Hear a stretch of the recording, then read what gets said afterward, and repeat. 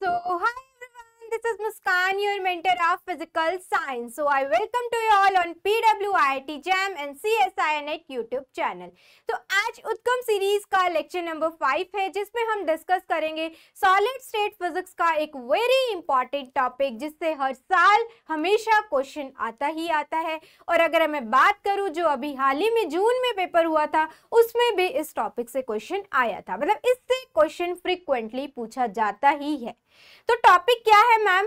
तो टॉपिक हम डिस्कस करेंगे आज density of state and Fermi wave vector. उसमें हम फर्मी एनर्जी निकालना भी सीखेंगे, डिफरेंट डायमेंशन में हम सारा डिस्कशन करेंगे। और आज की क्लास से आपका ये टॉपिक बिल्कुल प्रिपेयर हो जाएगा, तो बहुत ही ध्यान से पूरी क्लास को देखना है, एज वेल एज जो हम लास्ट में इससे related previous year question discussion करेंगे वो भी कंप्लीट आपको देखना होगा। ठीक है, तो चलिए स्टार्ट करते हैं। इसी के साथ हम अपनी क्लास को, जैसा कि मैंने बताया, आज हम डिस्कस करने वाले हैं density of state as well as Fermi wave vector के बारे में हम डिस्कस करेंगे। और ये डिस्कशन हमारा रहेगा 1D 2D एंड 3D तीनों में हमारा ये डिस्कशन रहेगा। मतलब हम जो फर्मी वेव वेक्टर है, डेंसिटी ऑफ स्टेट है, वो हम तीनों डायमेंशन में कैलकुलेट करेंगे। ठीक है, उसके बाद उससे रिलेटेड जितने भी हमारे प्रीवियस ईयर क्वेश्चंस हैं उनको हम डिस्कस करेंगे। ठीक है, ठीक है, तो चलिए स्टार्ट करते हैं।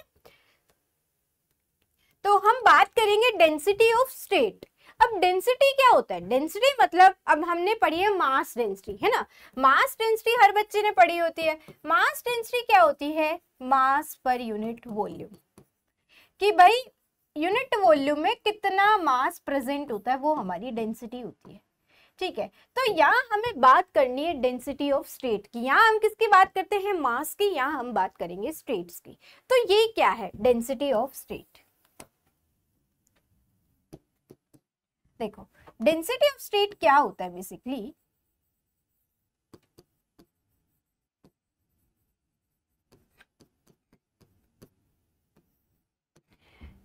It represent number of states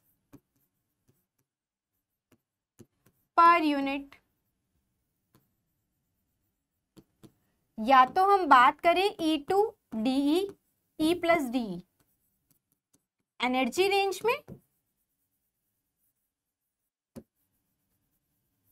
और we can say K2 plus K plus DK में। मतलब या तो वेव वेक्टर की कुछ रेंज होगी या एनर्जी रेंज होगी। इस चीज को अभी हम समझेंगे क्या मतलब है, ज्यादा प्रिसाइज होगा अगर हम बात करें एनर्जी रेंज में। इसका मतलब इसको हम डिनोट कैसे करते हैं? DE equal to dN upon में DE। This is the density of state. अब यहाँ है क्या इसका मतलब, हम वो समझते हैं। देखो, जैसे अब आप लोगों ने इनफाइनाइट पोटेंशियल वेल पढ़ा होगा, है ना। उसमें क्या होता है? बहुत सारे नंबर ऑफ लेवल्स होते हैं। जैसे कि फॉर एग्जांपल अगर मैं प्लॉट करूं तो ये बहुत सारे नंबर ऑफ लेवल्स होते हैं। लेकिन अब इसमें मैं अगर आप लोगों को ऐसे बोलूं, जैसे इसकी एनर्जी E है और इसकी एनर्जी सम E प्लस D है, तो आप अगर अब यहाँ तो क्या है, डिस्क्रीट नंबर ऑफ स्टेट्स होती है। तो अगर कोई आपसे पूछे कि इतनी रेंज में कितनी नंबर ऑफ स्टेट्स आई हैं, तो वो आप गिन के तुरंत बता दोगे कि मैम इट्स 4। तो ये तो कोई पॉइंट ही नहीं बचा। ये जो हम बात करते हैं डेंसिटी ऑफ स्टेट की, ये आती है फॉर कॉन्टिन्यूअस सिस्टम। जैसे कि अब ये तो एक एटम की बात होती है, हाइड्रोजन एटम की बात करें, हम इनफाइनाइट पोटेंशियल वेल की बात करें। ठीक है, अब जैसे कोई ऐसा सिस्टम है जिसमें बहुत सारी जो है एनर्जी लेवल्स प्रेजेंट है, क्लोज लाइन पे बहुत सारी एनर्जी लेवल्स प्रेजेंट है, कि जिसको मेरे लिए काउंट करना इम्पॉसिबल है। तो उसमें अगर मैं बोलूँ कि E से E प्लस D की रेंज में कितनी number of energy states present है, उसे हम बोलते हैं डेंसिटी ऑफ स्टेट्स। समझ आया कि यहां से यहां तक में कितनी नंबर ऑफ स्टेट प्रेजेंट है। रेंज क्या हुई उसकी? Basically this is the DE। तो इस DE में कितनी नंबर ऑफ स्टेट्स प्रेजेंट है, that is known as over density of state. इसको और जो तुमने एग्जांपल पढ़ा है उससे हम समझ सकते हैं। जैसे कि अगर मैं बात करूं कंडक्शन बैंड और वैलेंस बैंड की, अब यहाँ पे भी अल्टीमेटली होता क्या है, इसमें बहुत सारे number of energy levels present होते हैं, है ना, बहुत क्लोज। जिसको हम डिस्क्रिटली मैं कैलकुलेट नहीं कर सकते, मैं गिन नहीं सकते जिसको। तो अब इसमें अगर मैं बोलूँ तुम्हें कि ई से ई प्लस डी ई में कितनी नंबर ऑफ स्टेट्स प्रेजेंट हैं, तो वो हम कैसे निकालेंगे, बेसिकली डेंसिटी ऑफ स्टेट से। ठीक है, तो ये कुछ एग्जाम्पल थे इसके जहां तुम इन सब चीजों को रिलेट कर सकते हो। तो ये होता है। अब हमारे लिए पॉइंट आता है कि मैम ये नंबर ऑफ स्टेट्स कैसे कैलकुलेट करें। जैसे हमने देखा ना इनफाइनाइट पोटेंशियल वेल में, उसमें कितनी सारी नंबर ऑफ लेवल्स प्रेजेंट थे, तो अब उनको कैसे कैलकुलेट करें, वो भी तो एक पॉइंट है। तो अब हमें वो समझना होगा कि वो हम कैसे कैलकुलेट करेंगे। तो जो नंबर ऑफ स्टेट्स होती हैं,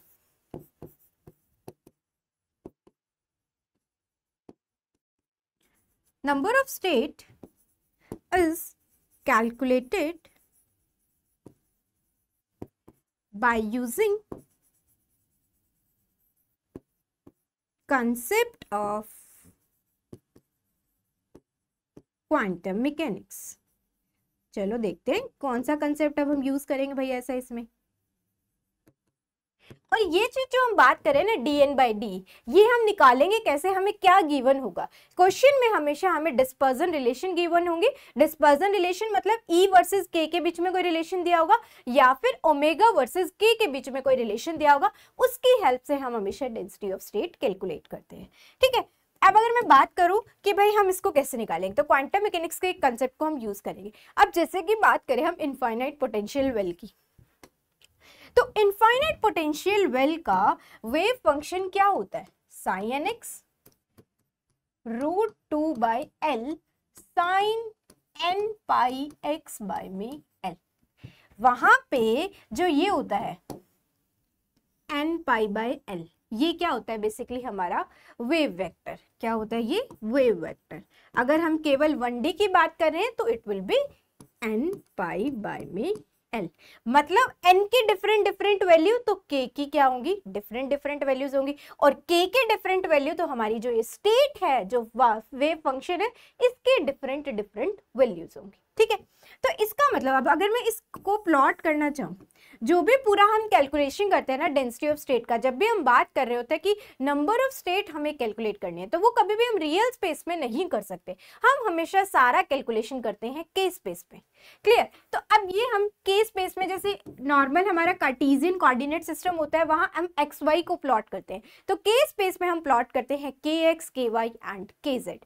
तो यहाँ अगर मैं के एक्स को प्लॉट करना चाहूँ तो क्या होगा, pi by L for n equal to 1, 2 pi by L for n equal to 2, 3 pi by L for n equal to 3 and so on. ये चलता जाएगा, 4 pi by L, 5 pi by L. ठीक है, इस तरीके से ये चलती जाएगी, है ना।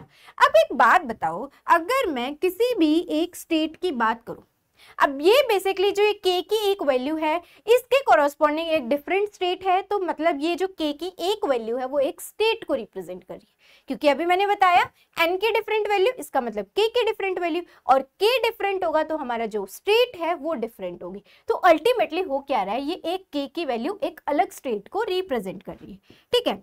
ठीक है, ये बात तो हो गई भाई। अब हम बात करें कि जो एक 3 पाई बाई एल है, इसने स्पेस कितना ऑक्यूपाई किया गया। तो अगर मैं देखूं, इधर भी मैं अगर पाई बाई एल डिस्टेंस मूव कर लूं, तो उससे पहले मुझे कोई स्टेट नहीं दिख रही। अगर मैं इसके लेफ्ट में जाऊं तो यहां भी मुझे पाई बाई एल से पहले कोई भी स्टेट नहीं दिख रही। तो इसका मतलब क्या हुआ, एक स्टेट ने कितनी विड्थ ऑक्यूपाई की है, 2 पाई बाई एल। ठीक है, तो हम क्या बोल सकते हैं कि इन 1D one state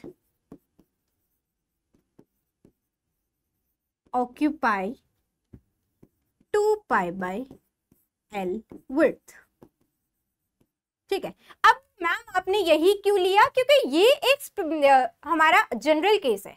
अब इसी के अंदर जो भी हम अगर बात करें, कोई रेक्टेंगुलर सिस्टम है या कुछ हमने पोटेंशियल अप्लाई कर दिया, तो वो सारे इसके स्पेशल केस होंगे। तो हमने सबसे जो मोस्ट जनरल केस है उसके बारे में बात की है। ठीक है। अब हम बात करें 2D में क्या होगा, तो 2D में जैसे अब 1D में क्या हो रहा है कि एक लाइन है, केवल एक एक्स एक्सिस है या वाई एक्सिस हो सकते हैं। 2D में क्या होंगे, 2 एक्सिस होंगे, तो जितना स्पेस इसने 1D में ऑक्यूपाई किया है उसका जस्ट डबल हो जाएगा 2D में, मतलब कि एक एक्स एक्सिस में भी होगा, सेम वाई एक्सिस में भी होगा, तो वहां एरिया क्या हो जाएगा, इसका स्क्वायर, क्योंकि वो एक क्या बनेगा, स्क्वायर शेप बन जाएगी। एक स्टेट जो ऑक्यूपाई करेगी वो एक स्क्वायर होगा, क्योंकि उसका इक्वल लेंथ एक्स एक्सिस में होगा, इक्वल लेंथ वाई एक्सिस में होगा। तो अगर इसका मुझे एरिया निकालना होगा तो क्या होता है स्क्वायर का एरिया, साइड का स्क्वायर, तो वो क्या हो जाएगा 2π/L का होल स्क्वायर। तो अगर मैं बात करूं इन 2D a state occupy area 2π/L का होल स्क्वायर, और अगर हम बात करें 3D में तो इन 3D वन स्टेट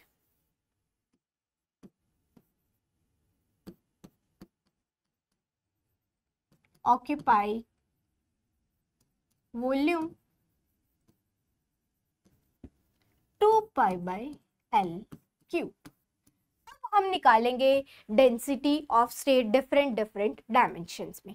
तो सबसे पहले अब हम बात करते हैं density of state in 1 dimension.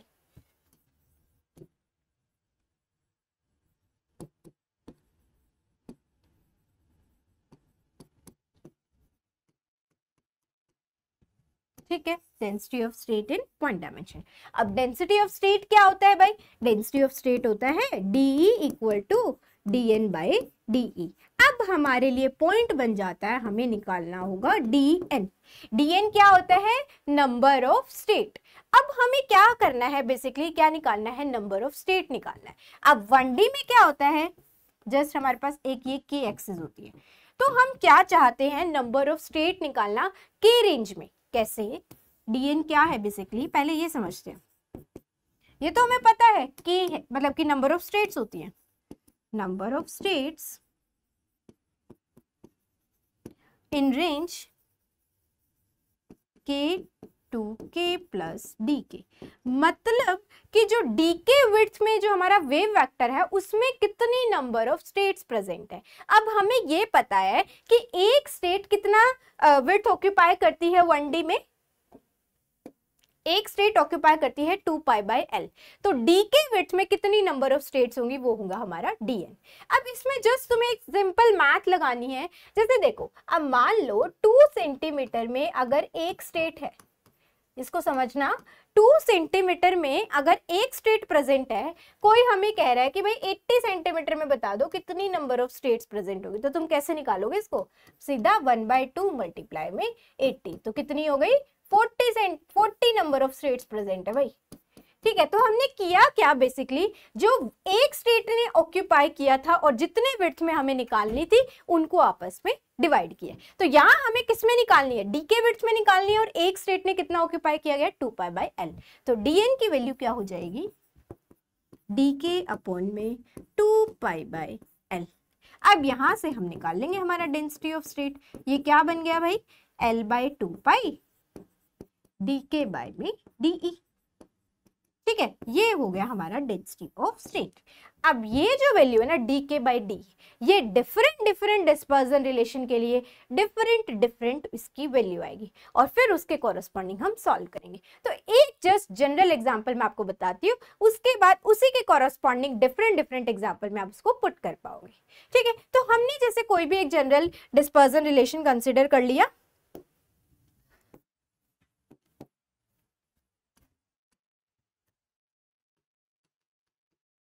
Example E is proportional to K की पावर S। ठीक है, और इस प्रोपोर्शनलिटी को हटा के मैंने लिख दिया E equal to C K की पावर S।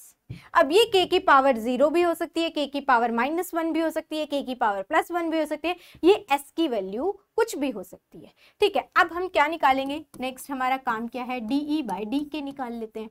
तो DE/DK अगर मैं निकालूं तो क्या होगा, CS K की पावर S-1 ये होगा। लेकिन डेंसिटी ऑफ स्टेट में हमें क्या चाहिए, DK/DE, इसका जस्ट उल्टा, तो DK/DE क्या हो जाएगा भाई, 1/CS K की पावर S-1।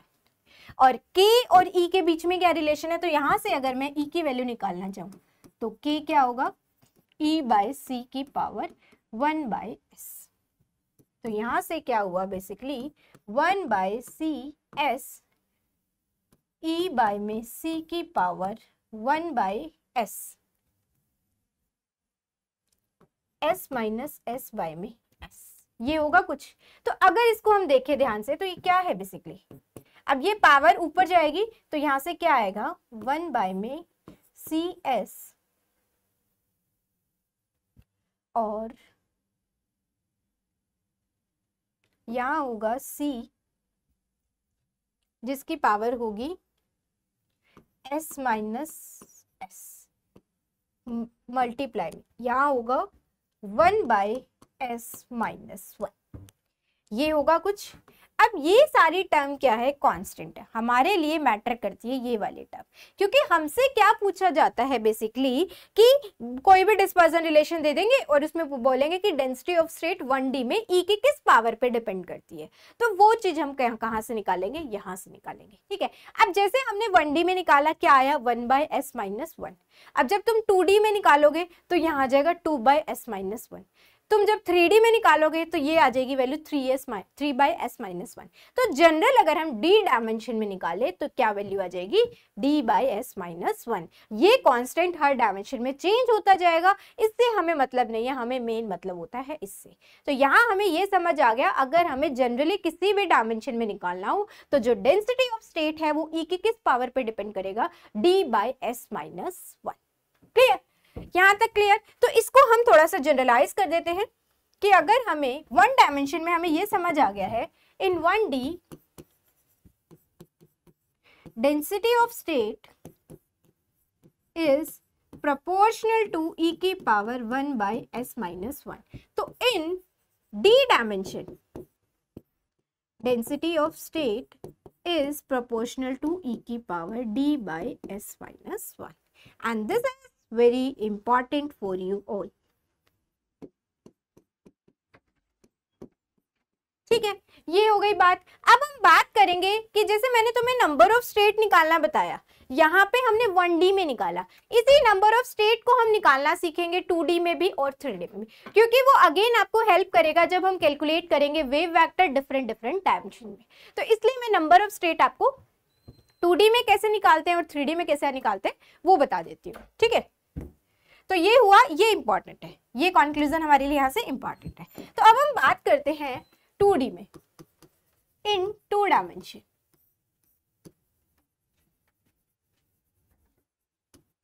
देखो इन 2 डायमेंशन डेंसिटी ऑफ स्टेट क्या होता है,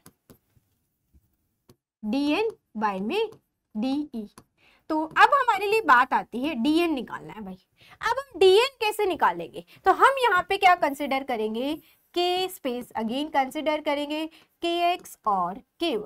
अब ये जैसे मैंने एक सर्कल कंसिडर किया और जिसके विड्थ है dk, क्योंकि अगेन हम किस में निकालने वाले हैं, dk विड्थ में निकालने वाले हैं कि कितनी नंबर ऑफ स्टेट्स उसमें प्रेजेंट होगी। अब देखो यहाँ पे क्या है, बहुत सारी स्टेट्स प्रेजेंट है ऐसे।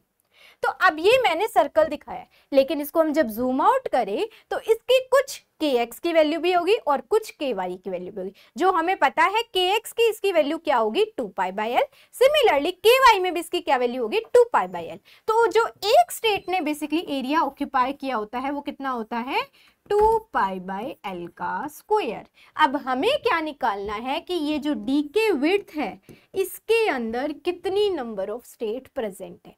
अब मान लो इसका जो रेडियस है दैट इज k।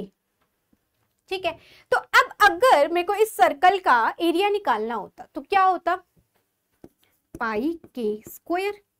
अब मैं क्या चाहती हूँ भाई, dk विड्थ में नंबर ऑफ स्टेट्स निकालना चाहती हूँ, तो dk विड्थ का एरिया क्या हो जाएगा, बेसिकली इसको हम डिफरेंशिएट कर दें तो क्या होगा 2 पाई k dk। तो ये चीज आज आप लोगों को समझ आ गई होगी कि ये हम लिखते कैसे है। बेसिकली जब हम किसी स्मॉल विड्थ में निकालते हैं एरिया तो वो हम लिखते कैसे। सिमिलरली जब हम 3D में रखेंगे तो वॉल्यूम भी इसी तरीके से निकाला जाता है। ठीक है, तो ये हो गया अब हमारा एरिया, मतलब इस एरिया में एक स्टेट इतने एरिया को ऑक्यूपाई कर रही है तो इतने नंबर ऑफ स्टेट्स में क्या होंगी, सॉरी एक स्टेट इतने एरिया को ऑक्यूपाई कर रही है तो इतने एरिया में कितनी नंबर ऑफ स्टेट्स होंगे, दैट विल बी dn। ठीक है, तो ये क्या हो जाएगा 2 पाई के डी के अपॉन में 2 पाई बाई एल का होल स्क्वायर। अब हम क्या निकाल रहे हैं यहाँ पे, हमेशा स्मॉल विड्थ में हम नंबर ऑफ स्टेट्स निकाल रहे हैं। अगर हमें कोई बोल दे कि तुम्हें डायरेक्ट की जो रेडियस है इसका, मतलब के रेडियस के सर्कल में तुम्हें नंबर ऑफ स्टेट्स निकालनी है, तो क्या करोगे आप लोग, जस्ट इसको इंटीग्रेट कर दो, वो नंबर ऑफ स्टेट्स आ जाएंगे टोटल, कि इस टोटल सर्कल में कितनी नंबर ऑफ स्टेट्स प्रेजेंट है। तो क्या करोगे आप, इसका जस्ट इसको इंटीग्रेट कर दो तो वो नंबर ऑफ स्टेट्स पता चल जाएंगे। तो ये हुई हमारी dn की वैल्यू। तो अगर अब मैं de लिखना चाहूँ तो क्या होगा, L square by 4 pi square multiply में 2 पाई के डी के अपॉन में डी ई। तो जो जो चीजें कैंसिल हो रही है उसको कैंसिल कर लो, एल स्क्वायर बाय में 2 पाई के डी के बाय में डी ई। अब इसको हम सॉल्व कर सकते हैं according to different dispersion relation. Main जो मुझे यहाँ समझाना था वो ये था कि हमने ये dn कैसे लिखा, ये चीज क्लियर, ठीक है भाई। अब हम बात करते हैं नेक्स्ट 3D में।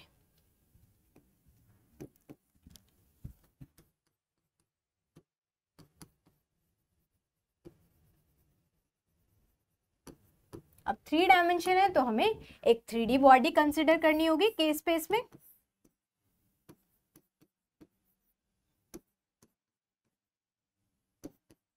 ठीक है, और 3D बॉडी क्या है, स्फीयर है, और अगेन जिसका जो रेडियस है वो क्या है, के है। ठीक है, अब मैं क्या चाहती हूँ, अगेन एक डी के विड्थ में कितनी नंबर ऑफ स्टेट्स जो हैं वो प्रेजेंट होंगी। तो ये है मेरी डी के विड्थ, जिसमें मुझे क्या निकालना है कि कितनी नंबर ऑफ स्टेट्स जो है वो प्रेजेंट होंगी। ठीक है, तो डी एन डी ई क्या होता है, बेसिकली डी एन बाय में डी ई। अब हम क्या निकालना चाहेंगे, डी एन। तो देखो अब मुझे क्या निकालना है, इस डी के विड्थ में कितनी नंबर ऑफ स्टेट्स प्रेजेंट है। तो अब एक बात बताओ, इस टोटल वॉल्यूम में कितनी नंबर ऑफ स्टेट्स प्रेजेंट होंगी। ये अगर हम देखें अगेन, यहाँ पे जो एक स्टेट है उसने कितना वॉल्यूम ऑक्यूपाई किया होगा, 2 पाई बाय एल क्यूब। ठीक है, अब इस पूरे स्फीयर का वॉल्यूम देखूं तो क्या होगा, 4/3 पाई के क्यूब। और अगर मैं अब इस डी के विड्थ का देखना चाहूं तो वो क्या होगा भाई, 3, इसको डिफरेंशिएट कर दो जिस, तो 4 पाई के स्क्वायर डी के, ये होगा। ठीक है, तो अब मुझे क्या निकालना था, इस डी के विड्थ में कितनी नंबर ऑफ स्टेट्स प्रेजेंट होगी अगर एक स्टेट ने इतना वॉल्यूम ऑक्यूपाई किया। तो dn विल बी 4 पाई के स्क्वायर डी के अपॉन में 2 पाई बाई एल का होल क्यूब। बस अब इसको हम थोड़ा सिंप्लीफाई कर लेंगे तो यहां से हमारा आ जाएगा डेंसिटी ऑफ स्टेट। अब ये क्या होगा, एल क्यूब 8 पाई क्यूब 4 पाई के स्क्वायर डी के अपॉन में डी ई। अब अगर हम बात करें, पाई से एक पाई कैंसिल हो जाएगा तो नीचे बचेगा पाई स्क्वायर 2 पाई स्क्वायर के स्क्वायर डी के बाय में डी ई। तो ये डेंसिटी ऑफ स्टेट हो जाएगा 2D में। अब जो ये हम वैल्यू लिख रहे हैं डी के बाई डी ई, ये हम कैलकुलेट करेंगे for different dispersion relation, different आएगा। और जनरल हम ये देख चुके हैं कि इसके डिपेंडेंस कैसी होगी, d बाई s माइनस 1। ठीक है, ये हुआ ऑल अबाउट हमारा डेंसिटी ऑफ स्टेट। अब हम जो नेक्स्ट डिस्कशन करेंगे ना, वो हमारा डिस्कशन होगा सारा का सारा फर्मी एनर्जी और फर्मी वेव वेक्टर के बारे में।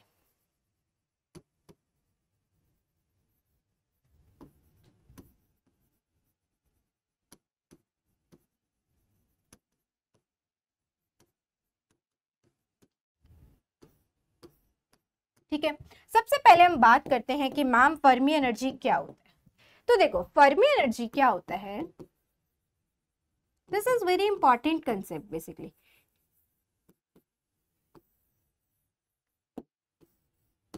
फर्मी एनर्जी होती है हमारी, जो भी मान लो, जैसे इसको पहले हम एक एग्जांपल से समझते हैं क्या होता है। जैसे अगेन मैंने एग्जांपल लिया इनफाइनाइट पोटेंशियल वेल का, उसमें क्या होते हैं, बहुत सारे नंबर ऑफ लेवल्स है। अब मैंने तुम्हें बोला है कि तुम्हें 10 इलेक्ट्रॉन्स को इसके अंदर फिल करना है, तो हम कैसे फिल करेंगे, 2 इलेक्ट्रॉन यहाँ, 2 इलेक्ट्रॉन इससे नेक्स्ट लेवल में, फिर 2 इलेक्ट्रॉन इससे नेक्स्ट में, फिर 2 इससे नेक्स्ट में एंड 2 इससे नेक्स्ट में। एक स्टेट में बेसिकली 2 इलेक्ट्रॉन्स ही आएंगे, है ना। तो अब ये क्या है, ये सारी की सारी शेल क्या हो गई, फिल हो गई। अब ये हमने जो सारा डिस्कशन किया वो 0 केल्विन पे किया है। तो जो हाईएस्ट ऑक्यूपाइड स्टेट के कॉरस्पॉन्डिंग जो एनर्जी होगी ना, that is known as Fermi energy. अब ये सबसे ज्यादा हाईएस्ट ऑक्यूपाइड है, तो इसके कॉरस्पॉन्डिंग जो एनर्जी आएगी, इस केवल लेवल के कॉरस्पॉन्डिंग जो एनर्जी आएगी, उसे हम बोलते हैं फर्मी एनर्जी। बट इसमें कंडीशन क्या रहती है कि इससे नीचे के सभी लेवल क्या होने चाहिए, फिल होने चाहिए, कहीं भी एक सिंगल वैकेंसी नहीं होनी चाहिए। तो वही फर्मी एनर्जी क्या होती है, जो energy corresponding to highest occupied energy level. ठीक है, क्लियर। तो the energy corresponding to highest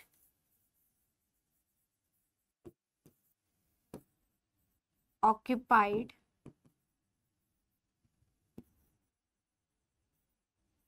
energy state at 0 kelvin.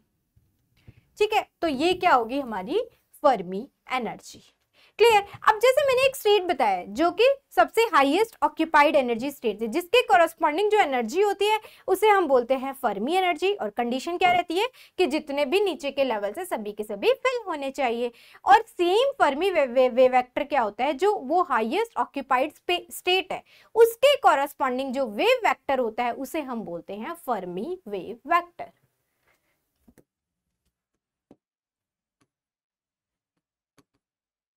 मैं यहां तुम्हें डिफरेंस नहीं बता रही हूं दोनों में, फर्मी वेव वेक्टर। ठीक है,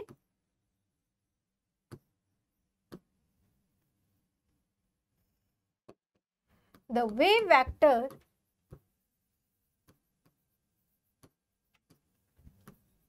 corresponding to highest occupied state at 0 Kelvin is known as Fermi wave vector.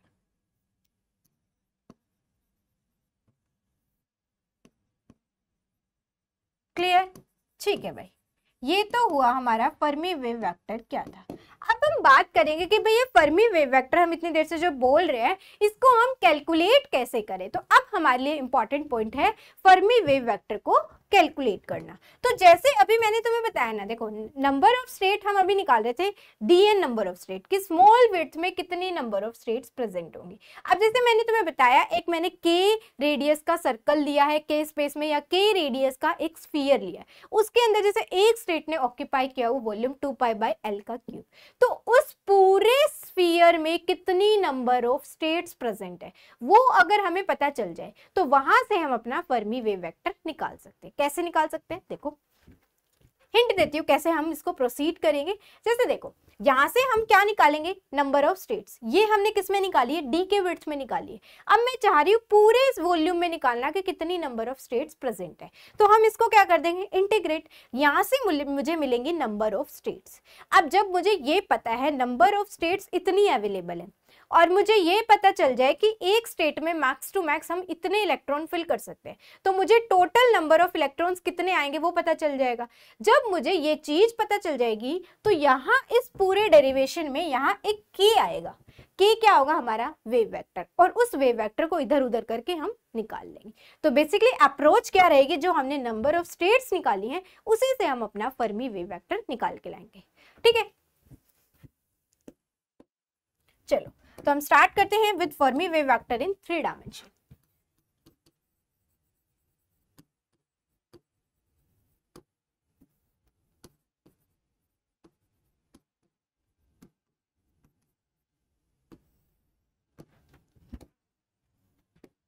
देखो अब ये है मेरा फर्मी स्फीयर। फर्मी स्फीयर का मतलब क्या होता है, जिसके अंदर जितने भी स्टेट्स होंगी वो सारी स्टेट्स कैसी होंगी, ऑक्यूपाइड स्टेट्स होंगी। तो ये मान लिया मैंने KF रेडियस का एक फर्मी स्फीयर कंसिडर किया है। तो इसके अंदर भाई जितनी भी अब स्टेट्स आएंगी, जैसे ये सारी स्टेट्स हैं, ठीक है, ये सभी स्टेट्स कैसी होंगी, ऑक्यूपाइड होंगी। और इससे बाहर जितनी भी स्टेट्स हैं, ये सारी स्टेट्स क्या हैं, अनऑक्यूपाइड स्टेट्स हैं। दीज आर ऑक्यूपाइड स्टेट्स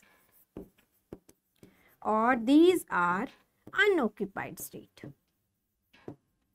तो हम क्या निकालना चाह रहे हैं, ये KF की वैल्यू निकालना चाह रहे हैं। अब अगर मुझे ये पता चल जाए कि इस KF रेडियस में कितनी नंबर ऑफ स्टेट्स प्रेजेंट है, स्टेट्स पता चल जाएंगे तो हम नंबर ऑफ पार्टिकल निकाल लेंगे, और जब हमें नंबर ऑफ पार्टिकल पता चल जाएंगे तो हमें वहां से हमारी KF की वैल्यू भी मिल जाएगी। ठीक है, चलो देखो, अब हमने देखा था कि DN जो नंबर ऑफ स्टेट्स प्रेजेंट थी, D के विड्थ में जो नंबर ऑफ स्टेट्स प्रेजेंट थी वो क्या थी, DN थी, और वो कितनी थी, 4 पाई K स्क्वायर DK अपॉन में 2 पाई बाई L क्यूब, यही था ना। हम क्या करेंगे, इसको इंटीग्रेट कहां से कहां करेंगे, 0 से लेके KF तक इंटीग्रेट कर दे, तो टोटल नंबर ऑफ स्टेट्स जो आएंगी एन डैश से हम डिनोट करते हैं, तो वो कितनी होंगी, 4/3 पाई की F का क्यूब 2 पाई बाई L का होल क्यूब, यही होगा। इसको हमने क्या किया, इंटीग्रेट कर दिया 0 से KF पे, और यहां से हमें मिल गई जो नंबर ऑफ अवेलेबल स्टेट्स होंगी। ठीक है, तो ये आ गई हमारी नंबर ऑफ स्टेट्स। ठीक है भाई, ये आ गई नंबर ऑफ स्टेट। अब देखो, जब हम बात करते हैं इलेक्ट्रॉन की, तो एक स्टेट में मैक्स टू मैक्स हम कितने इलेक्ट्रॉन फिल कर सकते हैं, 2 इलेक्ट्रॉन्स, है ना। क्यों कर सकते हैं, क्योंकि इलेक्ट्रॉन की स्पिन क्या होती है, 1/2, और हमें ये पता है इलेक्ट्रॉन की स्पिन 1/2 है, तो 2s+1 से अगर हम देखें तो एक स्टेट में हम कितने इलेक्ट्रॉन फिल कर सकते हैं, दिस इज 2। तो अब कोई भी, हम तो हमेशा जनरल डिस्कशन करेंगे ना, तो मान लो कोई भी सिस्टम है, कोई भी पार्टिकल है जिसका स्पिन है s, तो एक स्टेट में मैक्सिमम कितने नंबर ऑफ पार्टिकल्स फिल कर सकते हैं, 2s+1। तो n स्टेट में कितने नंबर ऑफ पार्टिकल्स फिल कर पाएंगे, जो हमारी नंबर ऑफ स्टेट है उसको हम क्या कर देंगे, इस 2s+1 से मल्टीप्लाई कर देंगे, तो हमारे पास क्या आ जाएगा, नंबर ऑफ पार्टिकल्स। ठीक है, नेक्स्ट काम हमारा यही रहेगा फिर। तो नंबर ऑफ पार्टिकल्स, रुको, if S is spin of particle,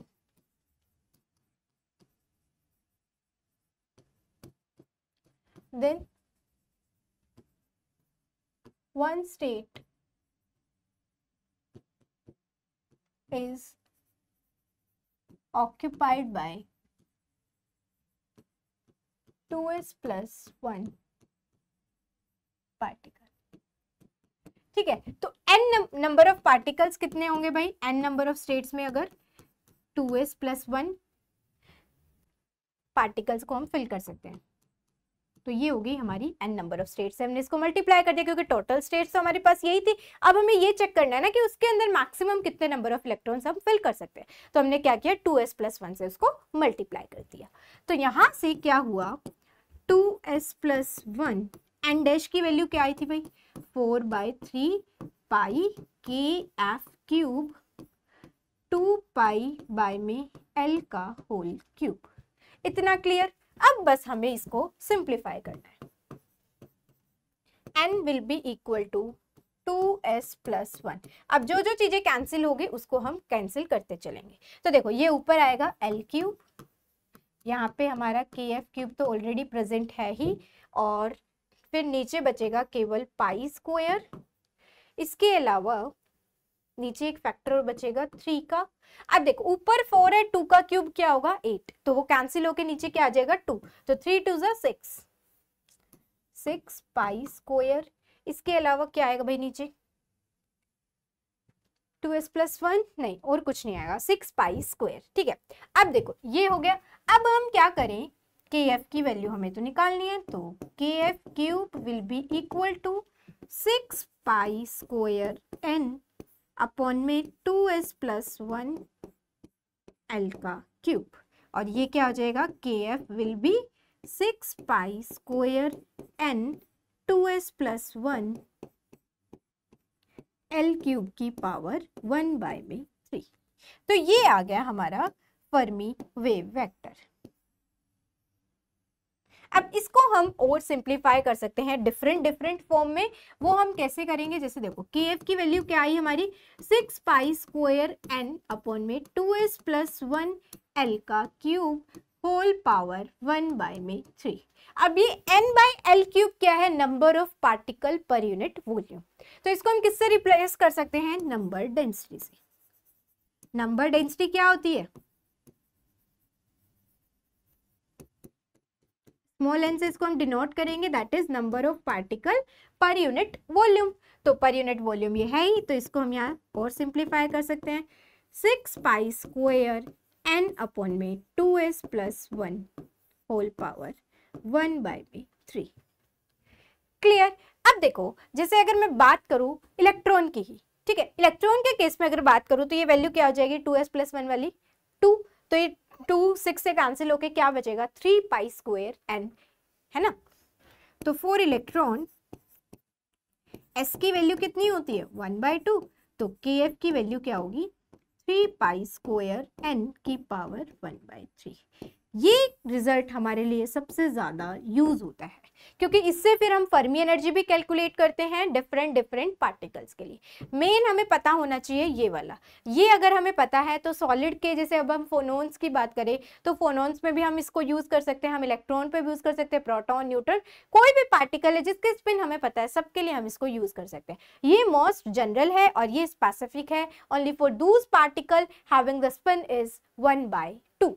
clear. तो ये वाला आप लोगों को ज्यादा पता होना चाहिए, या फिर आप अगर नीचे वाले फॉर्मूले को याद रखते हो तो ये पता होना चाहिए ये निकलता किसके लिए। ठीक है, तो अब अगर हम बात करें यहाँ पे जो हमसे एक चीज और पूछी जाती है, वो पूछी जाती है कि जो KF है, जो फर्मी वेव वेक्टर है, वो नंबर डेंसिटी पे किस तरीके से डिपेंड करता है। तो यहाँ पे 3 क्या है, डायमेंशन 3D की हमने बात की थी, तो ये डिपेंड इसी तरीके से करता है कि F की जो डिपेंडेंस होती है नंबर डेंसिटी पे वो 1/d से होती है। ठीक है, अगर 2 डायमेंशन में बात करेंगे तो 1/2 आएगा और 1 डायमेंशन में अगर हम बात करेंगे तो वो 1 आएगा। तो ये हुआ complete discussion about 2 dimension. Same तरीके से आप लोगों को अप्रोच करना है और वो तुम फिर 2 डायमेंशन में भी निकाल सकते हो और 1 डायमेंशन में निकाल सकते हो। अब हम निकालेंगे फर्मी एनर्जी। हम सारा डिस्कशन किस में कर रहे हैं, 3 डायमेंशन में कर रहे हैं। तो अब हम पहले फर्मी एनर्जी निकाल लेते हैं 3 डायमेंशन।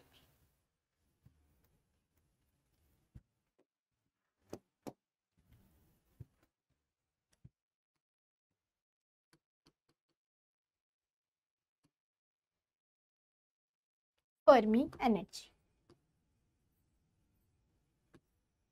उसमें भी अगर मैं स्पेसिफाई कर दूं, अब इसमें क्या होता है, पेपर में तुम्हें रिलेशन दिया होता है कि मतलब एनर्जी और के के बीच में रिलेशन दिया होता है, वहां पे हमें जो बेसिकली नीड होती है वो के वेक्टर की नीड होती है, मतलब हमारा जो वेव वेक्टर है उसकी नीड होती है। वो हमें 2D में पता होना चाहिए, 3D में पता होना चाहिए, 1D में पता होना चाहिए। उसके कॉरेस्पॉन्डिंग फिर जो भी हमारा डिस्पर्जन रिलेशन गिवन है उसमें हम उसको सब्सटीट्यूट कर देंगे और हमारा आंसर आ जाएगा। जो अभी रिसेंटली पेपर में क्वेश्चन भी आया था वो कुछ इसी टाइप का था। ठीक है, उस पहले भी आया हुआ है वो सेम क्वेश्चन, हम डिस्कस भी करेंगे इवन अभी उस क्वेश्चन को। तो फर्मी एनर्जी की अगर मैं बात करूं, इसमें स्पेसिफिकली हम बात करते हैं फॉर फ्री इलेक्ट्रॉन। देखो जब फ्री इलेक्ट्रॉन लिखा है तब जरूरी नहीं है क्वेश्चन में आपको डिस्पर्जन रिलेशन दिया हो, क्योंकि फ्री इलेक्ट्रॉन के लिए, फ्री इलेक्ट्रॉन मतलब नो पोटेंशियल एनर्जी, तो यहाँ पे जो इसकी एनर्जी होती है वो होती है h² k² 2m। ये आई कहाँ से, E = p² 2m से, और p को हम क्या लिख सकते हैं h⁻k, तो p का स्क्वायर है तो h² k² 2m। ठीक है, अब जैसे हमने फर्मी एनर्जी निकाली है ना, सॉरी फर्मी वेव वेक्टर निकाला है 3D में, तो यहाँ से हमें फर्मी एनर्जी भी मिल जाएगी। बस उसको सब्स्टिट्यूट कर दो, 3 पाई स्क्वायर n 2/3 अपॉन में 2m।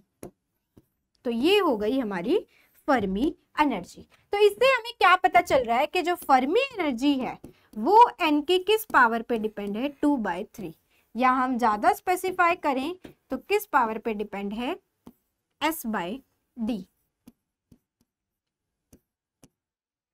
s क्या था, k की पावर k की पावर यहाँ पे कितनी है 2 है, तो s की वैल्यू 2 हो जाएगी, d की वैल्यू क्या हो जाएगी 3। This is specifically for free electron system. Okay ये अब क्या है, बस इधर की वैल्यू इधर रखना है, इधर की वैल्यू इधर रखना है। मेन जो हमारा काम था वो हम निकाल चुके हैं, फर्मी वेव वेक्टर। ओके अब हम निकाल लेते हैं, इसमें एक और चीज हमें निकालनी होती है, वो आता है total energy, total energy as well as average energy. बस उसके बाद हमारा ये जो कंसेप्ट वाला पार्ट था वो कंप्लीट हो जाएगा। अब टोटल एनर्जी, जैसे मैंने आप लोगों को बताया, हमने 10 सिस्टम्स को फिल किया, तो फर्स्ट लेवल में, second level, third level and fourth level, ठीक है, फिर फिफ्थ लेवल।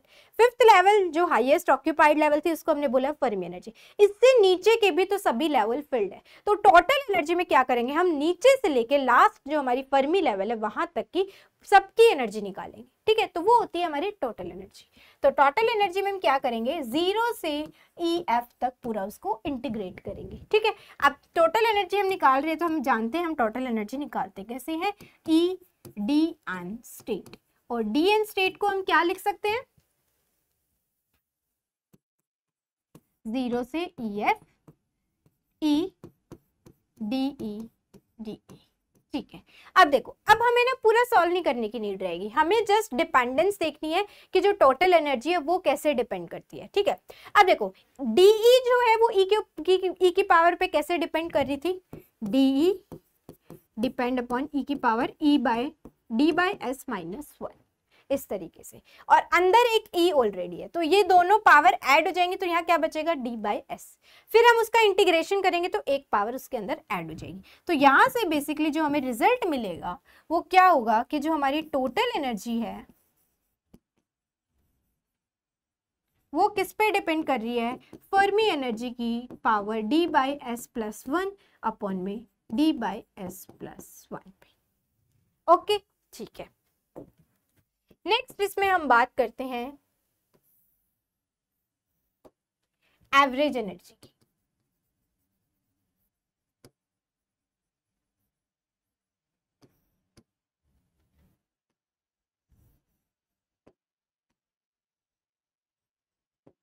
ठीक है, अब अगर मैं एवरेज एनर्जी की बात करूं तो एवरेज एनर्जी कैसे निकालेंगे हम, टोटल एनर्जी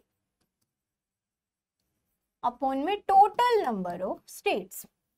अब total number of particle, not states, total number of particle. तो अब टोटल नंबर ऑफ पार्टिकल हम कैसे निकालेंगे, तो वो हम निकालेंगे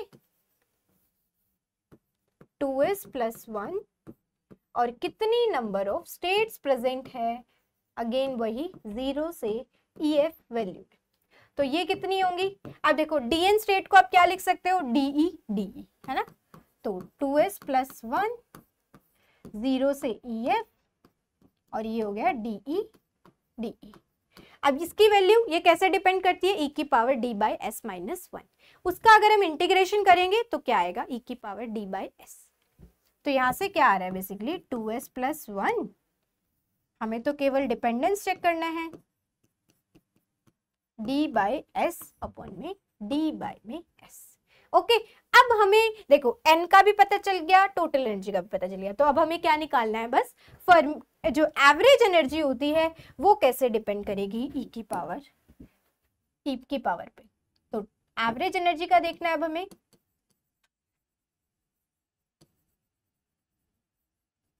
तो अगर मैं एवरेज एनर्जी की बात करूं तो टोटल एनर्जी अपॉन में नंबर ऑफ पार्टिकल्स, तो n नंबर ऑफ पार्टिकल्स थे, टोटल एनर्जी डिपेंड कर रहा था E की power D by S plus 1 पे, एंड D की power D by S plus 1, ठीक है। इसके बाद N की वैल्यू जो है वो डिपेंड कर रही थी EF की power D by S upon में D बाय S, ये था। अब जो जो पावर कैंसिल हो रही है वो कर लेते हैं, तो ये EF की पावर D बाय S है, यहाँ पे D बाय S प्लस 1 है, तो ये D बाय S से D बाय S कैंसिल, एक EF बच जाएगा, और ये D बाय S ऊपर आ जाएगा। इसको बस सिंप्लीफाई करना है और कुछ नहीं है। तो यहाँ पे जो ये वैल्यू आएगी वो होगी D अपॉन में D प्लस S E। तो ये क्या आई है, मेरी एवरेज एनर्जी। इसका मतलब एवरेज एनर्जी बोलो या फिर टोटल एनर्जी पर पार्टिकल, कुछ भी बोल सकते हो।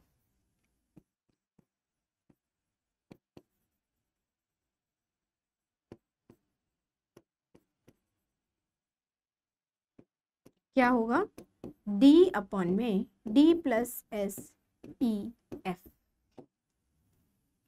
क्लियर? ये हुई हमारी यहाँ पे सारी calculations finish.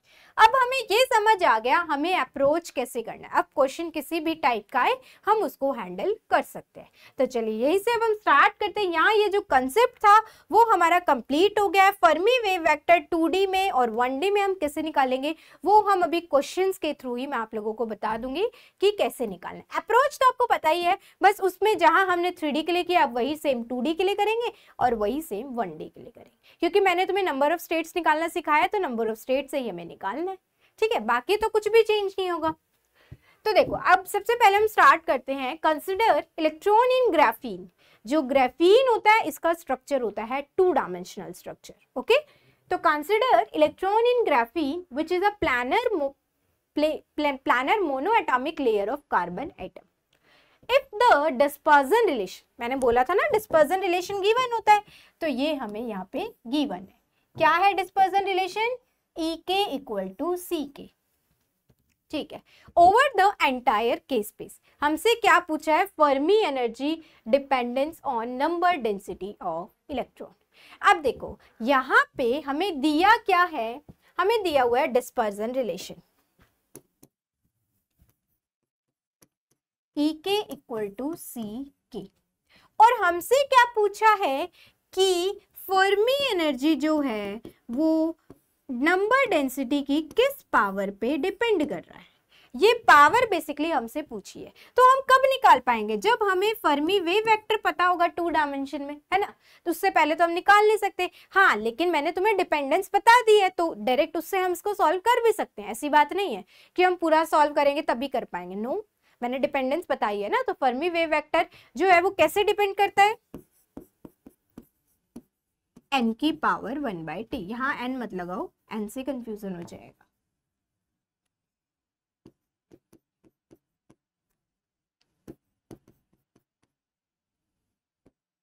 Some power x पे डिपेंड करेगा। यहाँ हमने जो एक्सप्रेशन किया था उसमें हम n यूज कर रहे थे नंबर डेंसिटी के लिए। इन्होंने जो सिंबल यूज किया है वो रो है।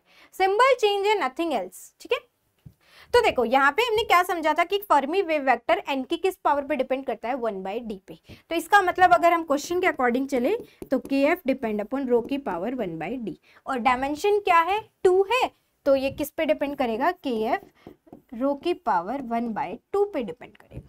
ठीक है, ये चीज क्लियर। अब हम बात करते हैं कि अब ये हमें kf की पावर पता चल गई डिपेंडेंस। अब इस kf को हम यहाँ सब्स्टिट्यूट कर देते हैं, तो EF डिपेंड अपॉन रो की पावर 1/2। बस इतना ही करना था। अभी जैसे हमने फ्री पार्टिकल का पढ़ा उसमें तो हम ये देख रहे थे कि जो k की पावर थी वो 1 से ज्यादा थी। यहाँ पे तो k की पावर 1 ही है, तो जो ये k के डिपेंडेंस है डायरेक्ट यहाँ सब्स्टिट्यूट कर दो, वही फर्मी एनर्जी के लिए डिपेंडेंस हो जाएगी। तो फर्मी एनर्जी किस पे डिपेंड करता है? रो की पावर 1/2 पे। था ना फॉर्मूला बेस्ड क्वेश्चन, तो इसका मतलब इसका ऑप्शन ए करेक्ट हो जाएगा। बस अब बताओ, ऐसे क्वेश्चन अगर आपको 3.5 मार्क्स भी अगर दिला रहे हैं तो बहुत अच्छे हैं, वो तुम्हारे लिए बोनस है, क्योंकि बहुत ज्यादा मेहनत नहीं करनी पड़ रही। अब एक बात बताओ, जब आपको ये कंसेप्ट सारे समझ आ जाएंगे, ये फॉर्मूले अगर आपके माइंड में सेट हो जाएंगे तो कितना ही हार्डली टाइम लग जाएगा? मैक्स टू मैक्स 1 मिनट, बस, इससे ज्यादा तो नहीं लगेगा। और अगर 1 मिनट से आपको 3.5 मार्क्स या 5 मार्क्स मिल रहे हैं तो वो कंप्लीटली आपके लिए एक बोनस मार्क्स की तरह काम करेगा। तो ये वाला टॉपिक ऐसा ही है, इसको किसी भी बच्चे को स्किप नहीं करना है। अब आप ये सोचो, अगर आपका 2 घंटे में 5 नंबर बन रहे हैं तो इट्स अ वेरी गुड। ठीक है, अगर हम देखें और सब्जेक्ट्स के रिस्पेक्टिव में जहाँ पे इतना बड़ा बड़ा सिलेबस होता है, उसके बाद भी वो पढ़ने के बाद भी हमसे एक क्वेश्चन सॉल्व नहीं हो पा रहा, तो उस टाइम पे अगर हम इस चीज से कंपेयर करें तो it's a plus point for you. तो ये टॉपिक ऐसा है, किसी भी बच्चे को नहीं छोड़ना है। ठीक है, और ये कंसेप्ट अगर आप यहाँ सीख रहे हो तो कहीं ना कहीं ये आपको इलेक्ट्रॉनिक्स में भी अगेन हेल्प करेगा। वहां पे हम सेमीकंडक्टर के जब क्वेश्चंस को सोल्व करते हैं, तो इसी वजह से इस टॉपिक को किसी भी बच्चे को बिल्कुल भी नहीं छोड़ना है। ओके, चलो अब हम नेक्स्ट क्वेश्चन की बात करते हैं। देखो अब नेक्स्ट क्वेश्चन क्या है, अगेन हमें क्या दिया हुआ है, डिस्पर्जन रिलेशन दिया हुआ है। ये है dispersion relation, E equal to H cut V K, ठीक है, v क्या है, वेलोसिटी है। सेम यही डिस्पर्जन रिलेशन अब की बार जो जून में पेपर हुआ था उसमें आया था, और वहां जो गलतियां हो रही थी सबसे ज्यादा, वहां पे बच्चे v को भी k की टर्म्स में कन्वर्ट कर रहे थे, और फिर उन्होंने डिस्पर्जन रिलेशन ही बदल दिया और उसके अकॉर्डिंग उनका आंसर ही गलत आ रहा था। उसमें जस्ट इतना पूछा था कि जो ये एनर्जी है, ये क्वेश्चन अलग है, बल्कि वो तो बहुत सिंपल था, ये रिलेशन दिया हुआ है और इसमें ये पूछा था कि फर्मी एनर्जी किस तरीके से n की पावर पे डिपेंड करेगी। अभी हमने निकाला है क्या क्या आएगी डिपेंडेंस। अगर मैं 3D में बात करूं तो क्वेश्चन 3D का था, जो डिस्पर्जन रिलेशन दिया था वो सेम था, डिस्पर्जन रिलेशन यही था पेपर में, एच कट वी के। जो बच्चों को कंफ्यूजन था वो ये था, यहाँ पे बच्चे क्या कर रहे थे, इस v को k के टर्म्स में कन्वर्ट कर रहे थे, लेकिन हमारे लिए तो ये क्या है, कांस्टेंट है, हमें तो e और k देखना है, तो इनको कन्वर्ट नहीं करना होता, इसमें हमें जो दिया है बस उसी के अकॉर्डिंग चलेंगे। तो यहाँ ये k की पावर कितनी है, 1, इसी के अकॉर्डिंग आपको चलना है, इसको कन्वर्ट नहीं कर देना, ठीक है। अब ये दिया हुआ है, अब हमें ये पता है कि f जो है वो n की पावर 1/3 पे डिपेंड करता है 3D में, तो फर्मी एनर्जी कितना डिपेंड करेगी, n की पावर 1/3 पे, बस। और इसमें जो मैक्सिमम स्टूडेंट टिक करके आए थे इसका ऑप्शन, वो ये करके आए थे 2/3, और उसके बाद आर्ग्यूमेंट करते हैं कि भाई ये हमने कन्वर्ट क्यों नहीं किया। ये कन्वर्ट नहीं करना होता, जो डिस्पर्जन रिलेशन दिया है जस्ट तुम उसको यूज करो, या हमें इसको एज अ कांस्टेंट कंसिडर करना होता है। इवन क्वेश्चन में मेंशन भी है v इज अ कांस्टेंट, उसका डायमेंशन वेलोसिटी जैसा है, बट इसका मतलब ये नहीं कि तुम उसको कन्वर्ट कर दो।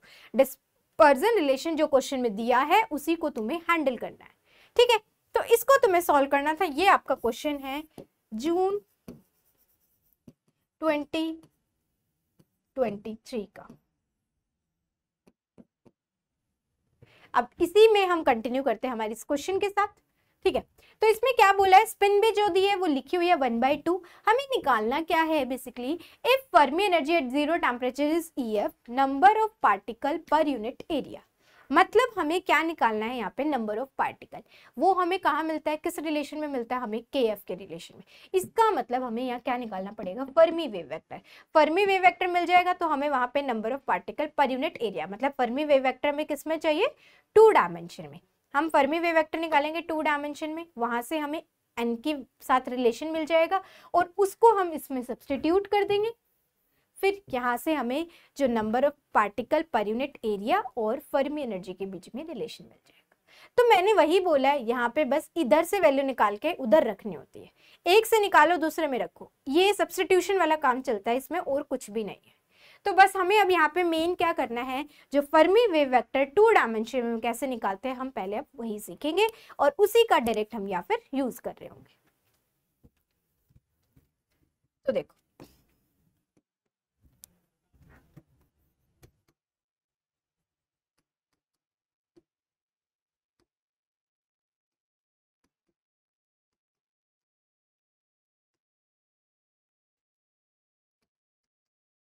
फर्मी वेव वेक्टर इन 2 डायमेंशन।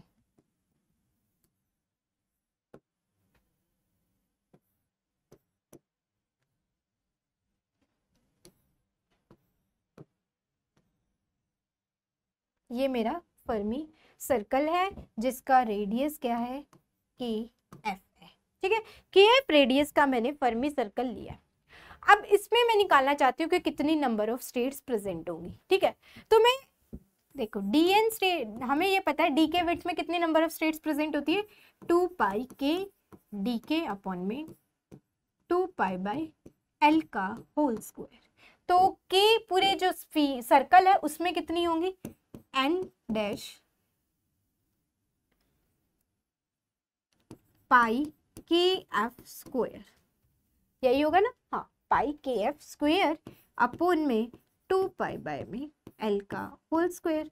अब देखो, अब इसको हम फिर से सिंप्लीफाई करते हैं, तो n डैश की वैल्यू क्या होगी, L स्क्वायर अपॉन में 4π का स्क्वायर पाई KF स्क्वायर, ठीक है। यहां से हम देखें तो पाई से पाई कैंसिल हो रहा है, तो क्या बच रहा है ये L स्क्वायर 4 पाई KF स्क्वायर। ये हमने निकाले हैं नंबर ऑफ स्टेट्स, है ना। अब हमें क्या निकालने होंगे, number of particles.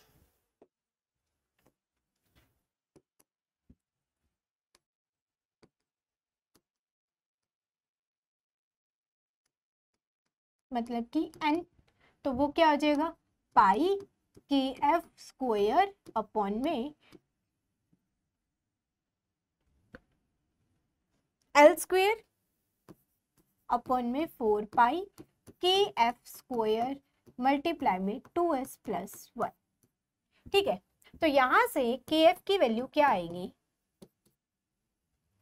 4 pi n upon में 2s प्लस 1 L स्क्वायर की पावर 1/2। ये आया हमारा फर्मी वेव वेक्टर इन 2 डायमेंशन। ये तो हमने निकाला जनरल। अब जो हमारी क्वेश्चन की डिमांड थी, अकॉर्डिंग टू क्वेश्चन s की वैल्यू कितनी है 2।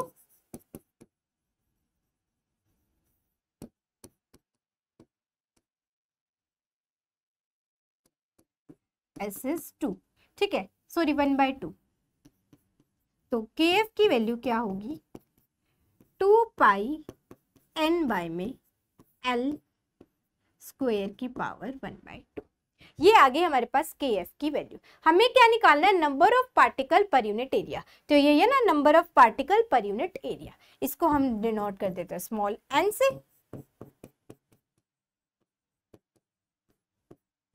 इस वैल्यू को हमें उठा के किस में रख देना है, जो हमें रिलेशन दिया हुआ है, बस हमारा आंसर आ जाएगा। फिर क्या दिया हुआ भाई, EF equal to h cut V और k की वैल्यू क्या आ रही है 2 पाई n की पावर 1/2। हमें निकालना क्या था, number of particle per unit area. तो हमें क्या करना होगा, स्क्वायर बोथ साइड। तो यहाँ से क्या आ जाएगा EF square h cut square V square और 2 पाई। तो ये जिस भी ऑप्शन में दिया है वही इसका करेक्ट ऑप्शन होगा। तो अल्टीमेटली इसमें भी हमें क्या चाहिए था, फर्मी वेव वेक्टर। तो जितने भी फर्मी एनर्जी से रिलेटेड क्वेश्चंस होते हैं उन सब में हमें नीड होती है बेसिकली फर्मी वेव वेक्टर की। या तो हमें डायरेक्ट डिपेंडेंस पता हो या हमें पूरा निकालना आता हो, दोनों तरीके से हम निकाल सकते हैं। ठीक है, तो ये इसका करेक्ट ऑप्शन होगा।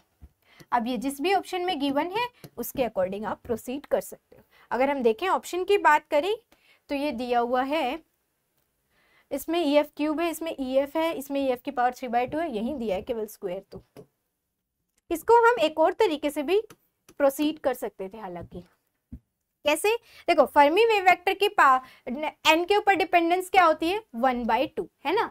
तो यहाँ से जो डिपेंडेंस आती, पूरा सॉल्व नहीं करना पड़ता, शॉर्ट में बता रही हूँ। देखो यहाँ से जो डिपेंडेंस आती वो आती n की पावर 1/2 से, है ना।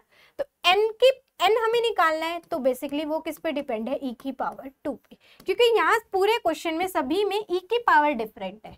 तो e की पावर से भी हम इसको डायरेक्ट आंसर कर सकते थे। ये जो हमने पूरा सॉल्व किया उसकी नीड भी नहीं रहती, क्योंकि यहाँ दिया हुआ है EF की पावर 2, EF की पावर 3/2, EF की पावर क्यूब, EF की पावर 1। हाँ, अगर एक भी ऑप्शन में 2 सेम पावर दे दी होती तब हमें पूरा इसको निकाल के देखना पड़ता। ठीक है, तो ये इसका एक शॉर्टकट मेथड भी है।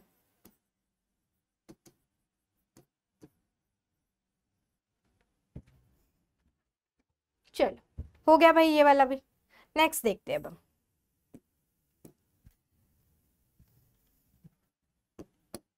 नेक्स्ट क्या है, the dispersion relation of optical phonons in a cubic crystal.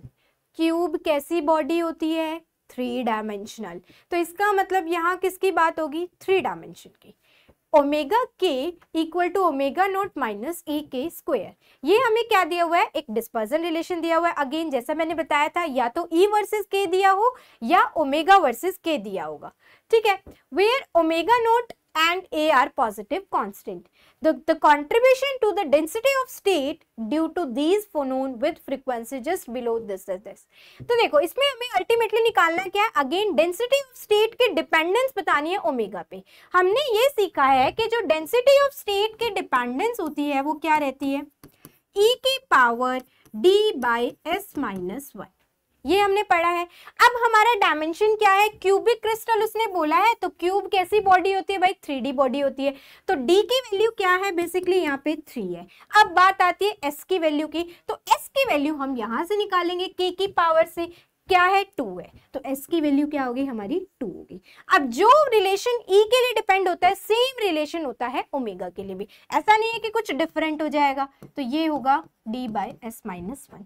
तो अब क्या वैल्यू आ रही है डेंसिटी ऑफ स्टेट की, ओमेगा 3/2-1, इसका मतलब ओमेगा की पावर 1/2। तो जिस भी ऑप्शन में ओमेगा की पावर 1/2 होगी वही इसका करेक्ट ऑप्शन होगा। अब इसको बहुत लंबा चौड़ा हमें सॉल्व नहीं करना, हमने एक शॉर्ट ट्रिक सीखी थी, बस इससे हम इसको सॉल्व कर लेंगे। तो ओमेगा की पावर 1/2 केवल एक ही ऑप्शन में है, तो वही इसका करेक्ट आंसर होगा। ठीक है, तो ये होगा इसका केवल एक करेक्ट आंसर। अब देखो ये डाउट हो किसी बच्चे को कि मैम ये ई से आपने ओमेगा कैसे कर दिया, तो देखो ई और ओमेगा के बीच में एक रिलेशन होता है भाई, E equal to H cut omega. तो ओमेगा को तुम क्या लिख सकते हो, E/h कट। तो जो ओमेगा की ई की डिपेंडेंस है वही डिपेंडेंस किसके लिए होगी, ओमेगा के लिए होगी। डिपेंडेंस तो चेंज नहीं हो रही ना, नीचे क्या आ रहा है कांस्टेंट, कोई ऐसी टर्म तो नहीं आ रही जो ई पे डिपेंड करेगी, नहीं ना। तो इसी वजह से जो हम ई के लिए पढ़ते हैं वही सेम ओमेगा के लिए भी होता है। क्लियर, तो ये था इसका करेक्ट। ये होता है तरीका, एक बार टॉपिक को हम जब अच्छे से पढ़ लेते हैं तो क्वेश्चन इतनी इजीली हमसे सॉल्व होने लग जाते हैं। और ये जितने भी हमने क्वेश्चन का डिस्कशन किया है all are CSIR NET previous year questions. ठीक है, चलो नेक्स्ट क्वेश्चन अब हम डिस्कस करते हैं। A metallic wire, nanowire of length L is approximated as a one-dimensional lattice of an atom with lattice spacing A. If the dispersion of electron in lattice is given as, मतलब ये हमें एक dispersion relation दिया हुआ है, ठीक है। तो E0 - 2t cos k, ठीक है भाई। हमें क्या निकालना है, डेंसिटी ऑफ स्टेट निकालना है। किस में निकालना है, वन डायमेंशन में निकालना है। वन डायमेंशन में क्या होता है भाई, पता है ना, हमें थोड़ा थोड़ा आइडिया है।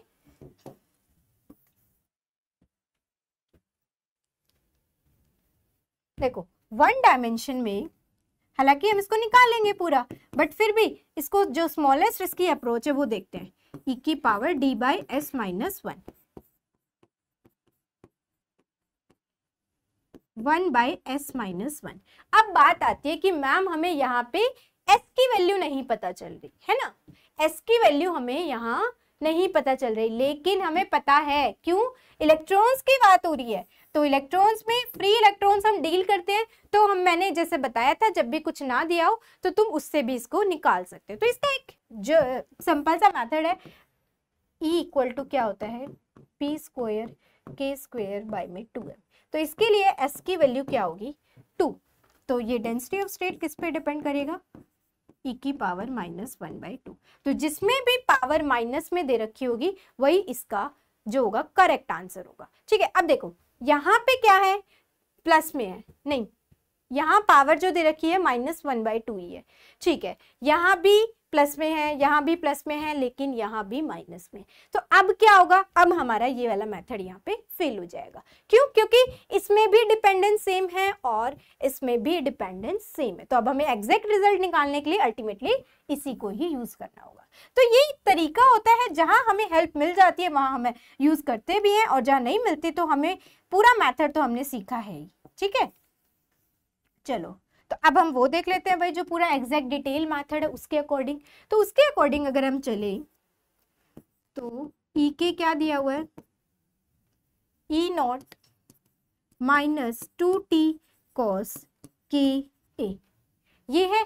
ठीक है, अब हमें क्या निकालना है, DE/dk निकाल लेते हैं पहले।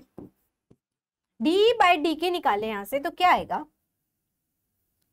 ये होगा E0 कांस्टेंट है 0, यहां से अगर इसका हम डिफरेंशिएशन करेंगे तो -2at sin ka, और cos का डिफरेंशिएशन माइनस साइन होता है और एक माइनस ऑलरेडी था तो ये प्लस हो गया, ये आया।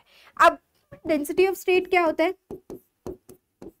L/2π यही होगा, और dk/de मतलब 1/2at sin ka। लेकिन यहाँ पे एल की जगह हम क्या लिख सकते हैं, जो लेंथ दी हुई है वायर की वो क्या दी हुई है, लेटेस्ट कांस्टेंट इज ए, तो जो स्पेसिंग है बेसिकली वो ए है, तो यहाँ पे एल को तुम चेंज कर सकते हो बाय कांस्टेंट ए।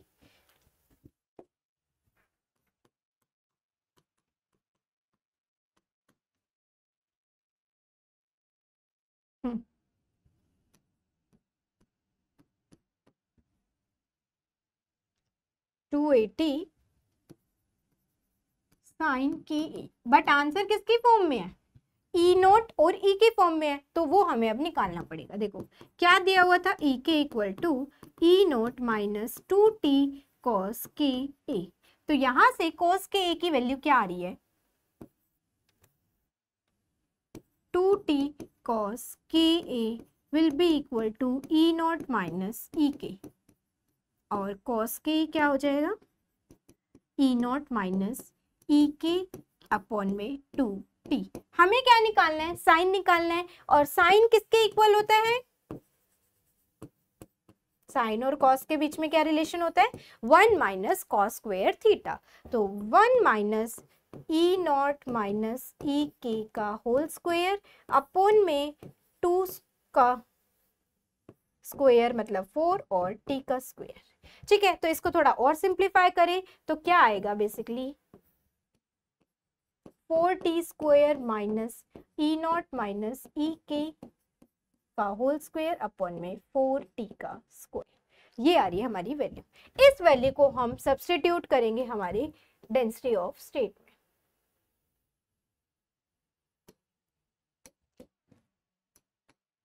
देखो a बाय में 2 पाई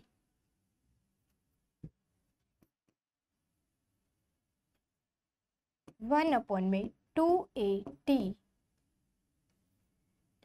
डिवाइडेड में 4t square minus e naught minus ई के का होल स्क्वायर पूरे का होल स्क्वायर, और देखो नीचे एक टर्म आएगी 4t का होल स्क्वायर, वो ऊपर चली जाएगी बेसिकली, और ये बाहर कैंसिल होके क्या बचेगा 2t, तो ये कैंसिल, ये a से a कैंसिल, तो बेसिकली बच क्या रहा है 2 pi under root this value, तो ये जिस ऑप्शन में दिया है वही इसका करेक्ट ऑप्शन होगा। ठीक है, अब ये जिस ऑप्शन में दिया है वही इसका करेक्ट ऑप्शन होगा। 2t का स्क्वायर माइनस ई नोट पूरे का होल स्क्वायर, यहाँ पे इन्होंने n से मल्टीप्लाई किया है क्योंकि नंबर ऑफ एटम्स कितने थे, n थे। ये जो पूरी कैलकुलेशन है वो किससे है, केवल 1 एटम से हमने पूरी कैलकुलेशन की है। ये इसका आंसर हो गया।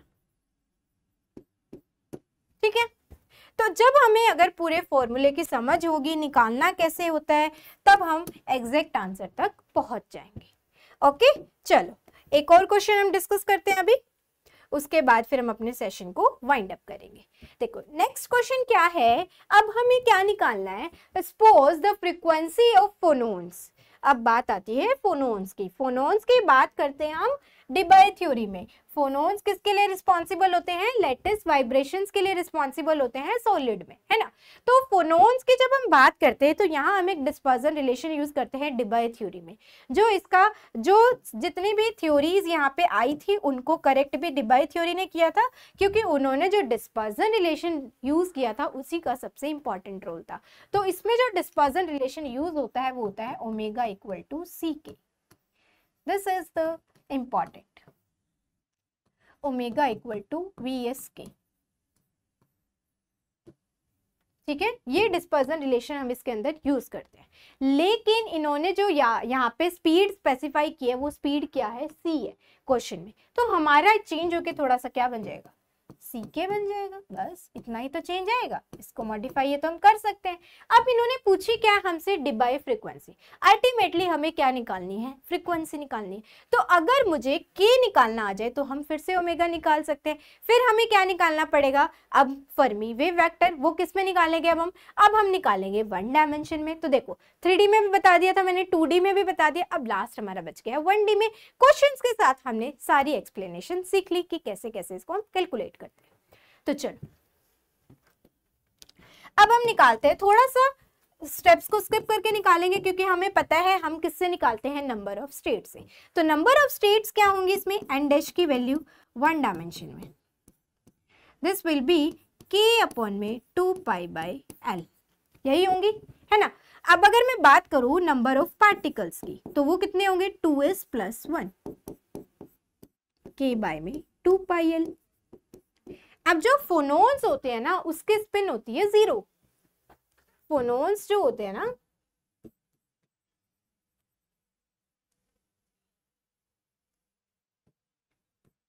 उनकी स्पिन होती है 0। तो ये वाली टर्म 1 हो गई।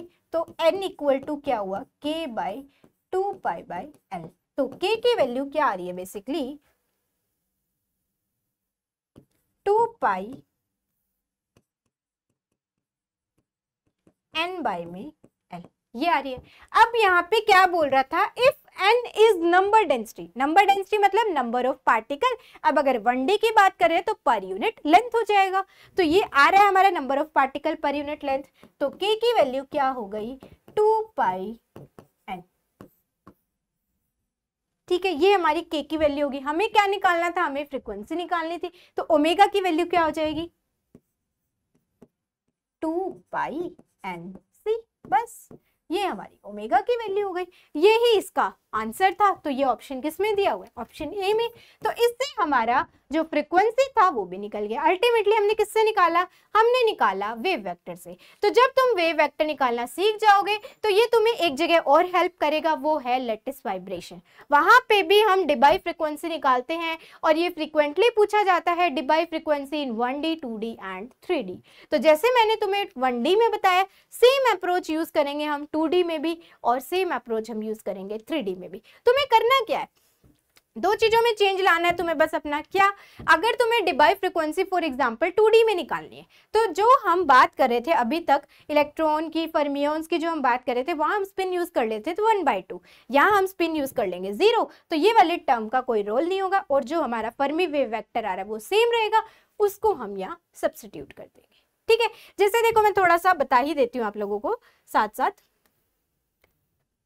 जैसे इसमें हमने निकाला फर्मी वेव वेक्टर, है ना। अब इसमें क्या हो जाएगा, 2s प्लस 1 इक्वल टू 1 हो जाएगा क्योंकि s क्या है 0। तो यहाँ पे क्या बचेगा, 4 पाई n बाई एल स्क्वायर की पावर 1/2। इसको हम c से मल्टीप्लाई कर देंगे तो हमें डिबाई फ्रीक्वेंसी मिल गई 2 डायमेंशन में। अब अगर जो हमने फर्मी वेव वेक्टर 3D में निकाला था, ये था हमारा 3D में, तो अगर मैं ये वाली टर्म हटा दूं नीचे से 2s प्लस 1, क्योंकि ये 1 हो गया, s इज 0, तो क्या बचा 6 पाई स्क्वायर n। n क्या है, number of particle per unit volume. तो ये जो वैल्यू होगी ये होगी हमारी डिबाई वेव वेक्टर की वैल्यू, है ना। अब इसको मैं अगर वेलोसिटी से मल्टीप्लाई कर दूं तो मुझे क्या मिल जाएगा, डिबाई फ्रीक्वेंसी। तो एक बात देखो, तुम्हारे एक कंसेप्ट से 3 जगह के क्वेश्चन सॉल्व हो पा रहे हैं। एक तो तुम लेटिस वाइब्रेशन के कंसेप्ट को समझ पाओगे, और ये तो हमारा है ही जो फ्री इलेक्ट्रॉन थ्योरी है उसमें तो ये हेल्प करेगा ही करेगा। इसके अलावा डेंसिटी ऑफ स्टेट या Fermi energy, Fermi wave vector से रिलेटेड जो भी क्वेश्चन है वो भी आप अटेम्प्ट कर सकते हो। या फिर मैं बात करूँ, ये कंसेप्ट आपको अगेन हेल्प करेगा, जो सेमीकंडक्टर की थ्योरी है, जो थ्योरी डेवलप होती है सेमीकंडक्टर की, वो भी इसी को रेफरेंस लेके ही डेवलप की जाती है। तो ये कंसेप्ट आपको पूरी सॉलिड स्टेट फिजिक्स में बहुत सारे फील्ड्स में हेल्प करेगा, बहुत सारे टॉपिक्स में हेल्प करेगा। तो ये एक बहुत इंपॉर्टेंट टॉपिक भी है, इसी वजह से इसके क्वेश्चंस भी आते हैं, क्योंकि ये काफी जगह लिंक कर रहा है ना। तो तुमसे अगर डिबाई फ्रीक्वेंसी पूछ ली है तो अल्टीमेटली टॉपिक ये भी यूज हो गया है। तो अब ये थोड़ी ना कि अलग से इसका भी क्वेश्चन आएगा, नो। अगर तुमसे कोई सेमीकंडक्टर में फर्मी एनर्जी का क्वेश्चन पूछ लिया है तो अल्टीमेटली ये टॉपिक वहां भी यूज हो गया है। तो ये नहीं है एक टॉपिक 3 जगह आ रहा है तो कहीं से भी क्वेश्चन आ सकता है, इस वजह से ये टॉपिक क्या हो जाता है, इंपॉर्टेंट हो जाता है। तो इसीलिए किसी भी बच्चे को इस टॉपिक को छोड़ के नहीं जाना है। Again I am saying this is very very important topic. Okay, तो इतना ही आज के लिए। फिर अब हम मिलेंगे किसी और नए लेक्चर और नए टॉपिक के साथ, जो भी बहुत इंपॉर्टेंट होगा आपके CSIR नेट एग्जाम को देखते हुए। तो ये इतना ही आज के लिए। अभी हम सेशन को एंड करते हैं। जैसा कि आप जानते हो आप लोगों के 5 लेक्चर हो चुके हैं, इसका मतलब ये मान के चलो एटलीस्ट आप लोगों ने 3 टॉपिक्स कंप्लीट कर लिए हैं। तो उन 3 टॉपिक से 10 to 15 मार्क्स आपके बन जा रहे हैं। तो बहुत इंपॉर्टेंट है, ये आपकी जो प्रिपरेशन है उसमें एक अच्छी वैल्यू ऐड करने वाला है। तो आई होप आप सब इस सीरीज को बहुत अच्छे से एंजॉय कर रहे होंगे और जो भी पॉइंट आपका स्किप हो रहा था उसको बहुत इजीली आप कवर अप कर पाएंगे। सो आज के लिए बस इतना ही। Thank you so much. मिलते हैं फिर नेक्स्ट लेक्चर में किसी और नए टॉपिक के साथ। तब तक के लिए keep planning, stay connected and keep revising as well as and take care of your health also.